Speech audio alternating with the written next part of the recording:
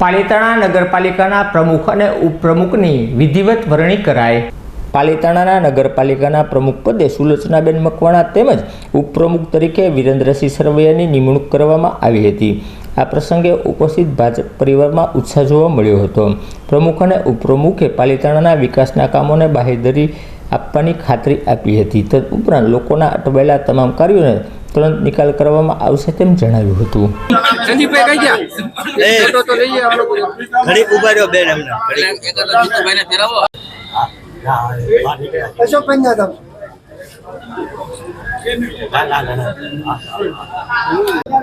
પાર્ટીનો સુલોચનાબેન જે પ્રમાણે પ્રમુખ પદ તરીકે નામ જાહેર થયું છે, કેવા કામ થશે આગળ લોકો માટે, કેવા કામ કરનાર છો?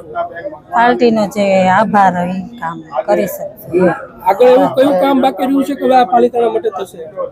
જે કામ બાકી હશે એ અમુકનો રોડ રસ્તા ગટર સંભાળશે। નાના માણસનો આભાર। વિરુભાઈ શું કહેશો? ઉપપ્રમુખ તરીકે ચાર્જ સંભાળ્યો છે, પ્રમુખ તરીકે સુલોચનાબેનનું નામ જાહેર થયું છે। મારી ઉપપ્રમુખ તરીકેની નિમણૂક એ ભારતીય જનતા પાર્ટી અને પ્રમુખ તરીકે સુલોચનાબેનની નિમણૂક આજ રોજ કરી છે।